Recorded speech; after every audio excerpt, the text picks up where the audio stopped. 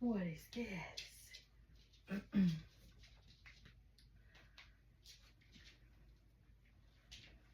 All right, so this is Winnie and our week 1 recap. Hi, baby. What's this? So right now we're going to try to start off training with some toy play, so warming her up to the session. Oh, good girl. Good job. I was going to say, at first you weren't so interested, but you've loved this toy all week. What is? Get it. Get it. So right now I'm attempting to play with what's called a flirt pole. So flirt pole, super fun toy, especially if you have a puppy who's maybe a little bit more mouthy. All puppies are very mouthy. Oh, good job. I really love this toy, especially because I get to be pretty hands-off. So my hands are up here away from the mouthy end. And she's down there playing with the end of the toy, which does squeak. So if she chews it hard enough, she should get a good squeak out of it. Good girl. Goal once she has that toy in her mouth is I might just apply a little pressure in the opposite direction, encouraging her to want to tug on this. Come on, pretty girl. Here you go. Ready? Go get it. I know, you also know that I have treats on me and you are ready to work. Okay, we could start. The first official behavior that we learned this week was introducing our reward marker. So a reward marker is what we want to use to capture the moment in time that our puppies offer us the behavior that we asked for. Oh no, that was poor timing on my part. We don't want to click the clicker anytime they're offering a negative behavior. So anytime they're jumping or barking or whining, try not to capture a behavior like that. But let's say she's in a beautiful sit. That would be the moment that I want to click and feed her. The first thing we have to do though is introduce what the clicker is. So I'm going to do what's called charging my clicker. To do that, I'm simply going to click and then give her a piece of food. Now that food I can deliver onto the ground like I just did, or I can deliver it to her mouth from my hand. It's important to practice both ways. That way she's used to it from both ways. Good girl.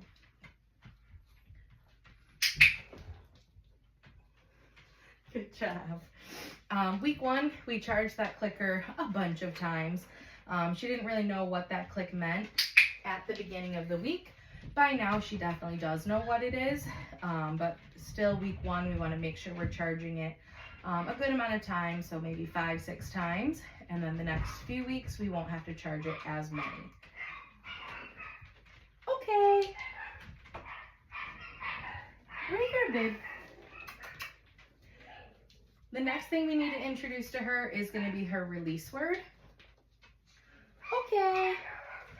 So the release word I'm going to use to release her from the positions she's in. So a sit, my goal throughout the next few weeks is that she can stay in that sit until she's released. Same thing once we start working on a down. So it's an important word to know. Okay. Giving her that permission to get up and be done. The way I charge my release word, I'm not going to use my clicker for this. I want to show her that I have that food. Okay. And then as I'm tossing that food off to the side, I will say my word. For the next few weeks, we're using the word okay. You're welcome to keep using that word. It is my favorite to use. But you certainly can change it up once she gets home. If you choose to pick a new word, same thing, go through charging that new word and then be consistent with it. Good girl. So the next thing I want to do is have her learn how to follow a food lure. Good. The way that we teach a food lure, I want to have a flat palm. Food is in that flat palm. And then I'm going to cover that food with my thumb. This way I can move my hand whichever way and the food is not dropping. So once I have her attached to that food, then I will start moving. Good. So the goal is that she stays connected to that food hand the entire time. If I move too fast, she might get disengaged and then go wander off somewhere else. So I'm teaching her how to stay connected with me. Winnie! Good girl. And then I want to do the same thing, but paired with her name. So I might do one rep without, and then the next rep, Winnie. Good. And that's just getting her used to some name recognition. Good girl, baby. Okay. Winnie. Good girl. Okay.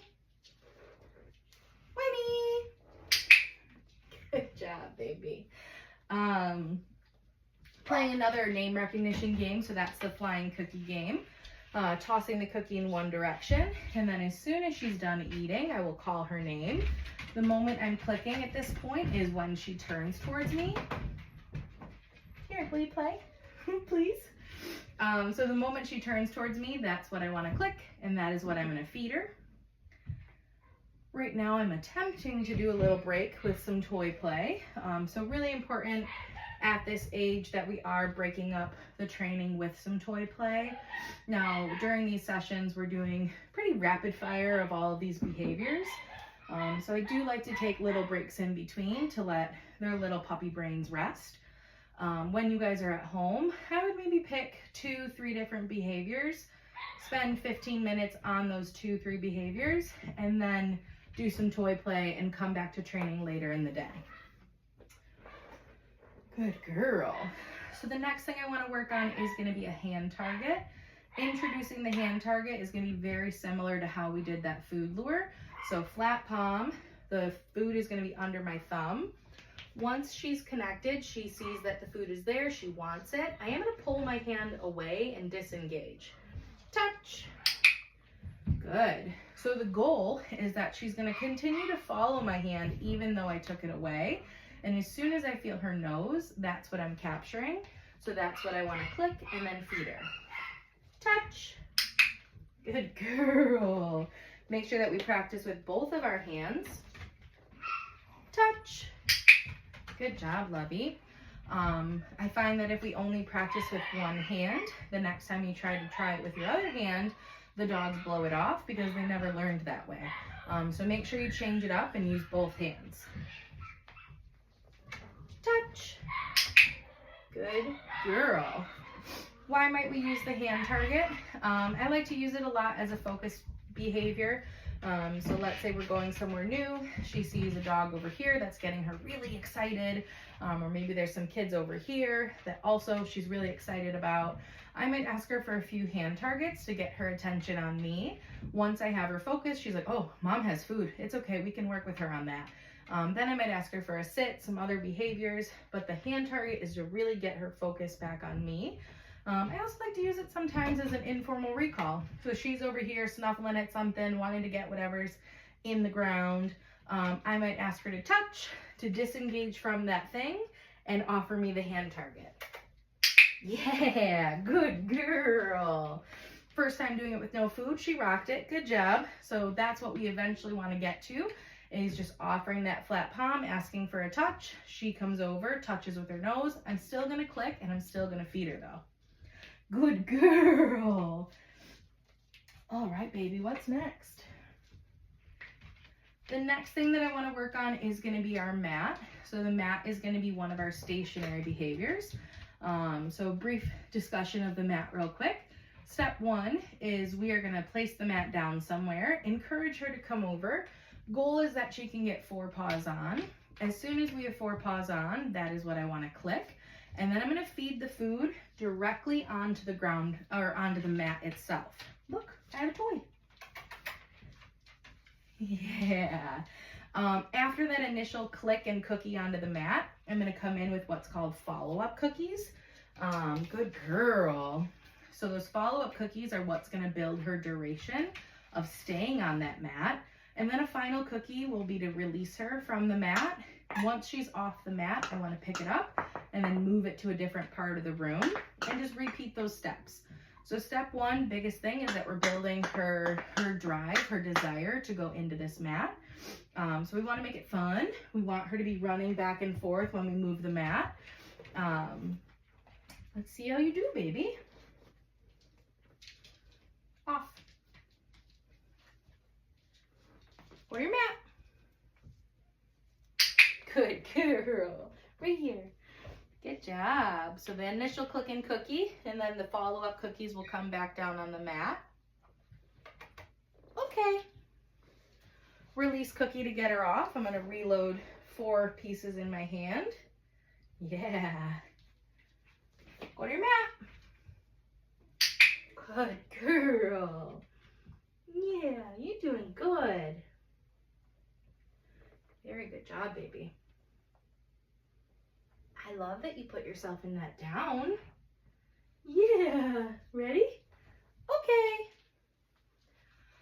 Good girl. And because we've been working on this behavior all week, I do have some new criteria for all the dogs this week, that they hopefully get into a sit before I click and feed them, which she's doing very well with that. Winnie, go to your mat. Yeah, good girl. I love it.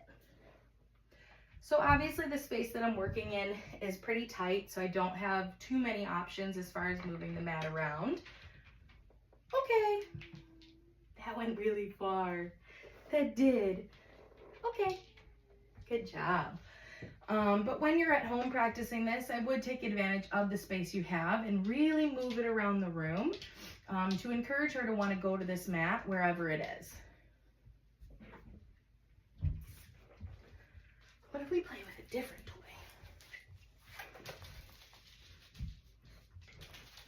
Yeah, get it.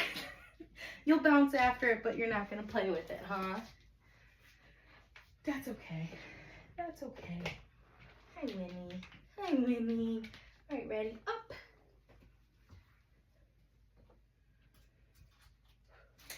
All right, and the next thing that I want to work on with her is going to be getting her dressed in her gear.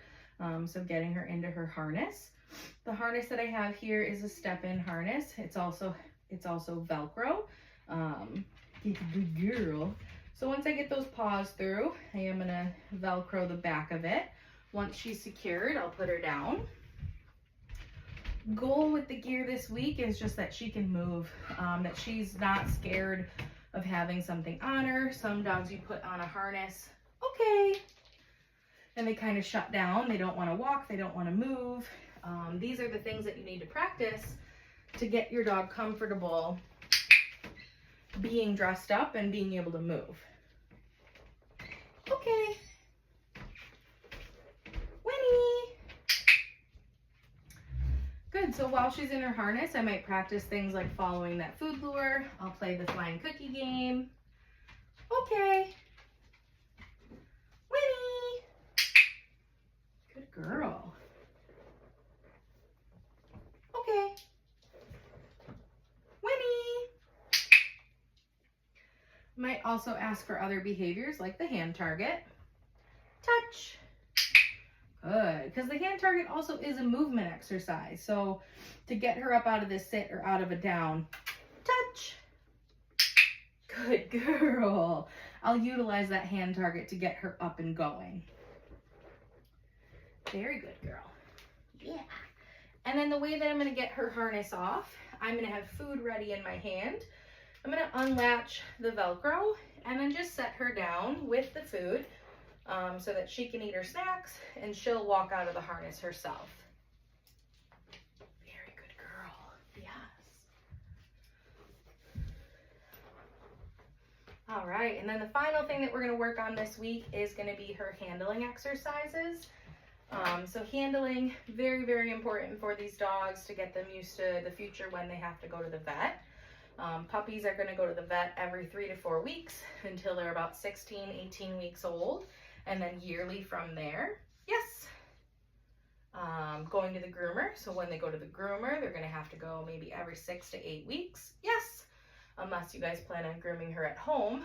But still, even if you do plan on grooming her at home, yes, still really important that she's used to this type of body handling. So the first thing we're going to work on is going to be baby restraint. So she is attached to food in my one hand, hiding it under my thumb so I don't drop it, and then starting at the shoulders, gentle hand down the back, and then slide under the belly. Yes. Good girl. I'm also using a verbal reward marker instead of my clicker. So once I get to the part I want to handle, yes, I'm going to mark it with that yes, and then she gets a piece of food. The last thing I just did was handling her tail. With her tail, again, when she goes to the vet, they're going to have to lift her tail to get her temperature. When she goes to the groomer, she's going to need to be cleaned up back there. She's pretty fluffy, so they're going to have to clip up her back end. So it's important that she's comfortable and used to touch back here. Yes, good girl. Moving up to the front, I'm going to flip back her ears. Yes, good girl. Each body part is its own mark and reward. Yes, I don't want to just rush through handling her entire body for one piece of food. I know puppies, they're easy to do that because they are so innocent and pliable. Yes, good girl. Okay, give her a little break. But it's important that she learns that it's okay to stand here for an amount of time. She's going to get yummy snacks. Everything is positive. Nothing negative is happening. Yes. If we just rush through it, she could get a little tense, a little stressed of, oh, why am I still standing here and I'm not getting food yet they're still touching me. So super important to each body part is its own click or yes and cookie. After the ears, yes, I wanted to look into her mouth. So again, she's attached to food and with one hand, and then my other hand is going to start at the back of her head and glide up towards her lips. Just lifting back the lip this week, just to get a quick glance in that mouth. Yes. And then marking and feeding. I'm moving on to handling her paws. Yes, good girl. So starting in a neutral zone like the shoulders and gliding down, staying connected with the body. Yes, as I get to the part that I want to handle. Goodest girl. I know, it's just a crumb in my hand. It's just a crumb. Good job. Yes. Good girl, baby. Okay. With the paws, not only am I touching the paw, I'm lifting it and adding a little bit of massage. So the goal with paw handling, of course, number one is going to be trimming her nails in the future. But number two, again, going back to the grooming aspect of it, you are going to have to handle those paws to trim in between the paw pads and cut back the fluff. And that's it for Winnie's week 1 recap. Good girl, babe.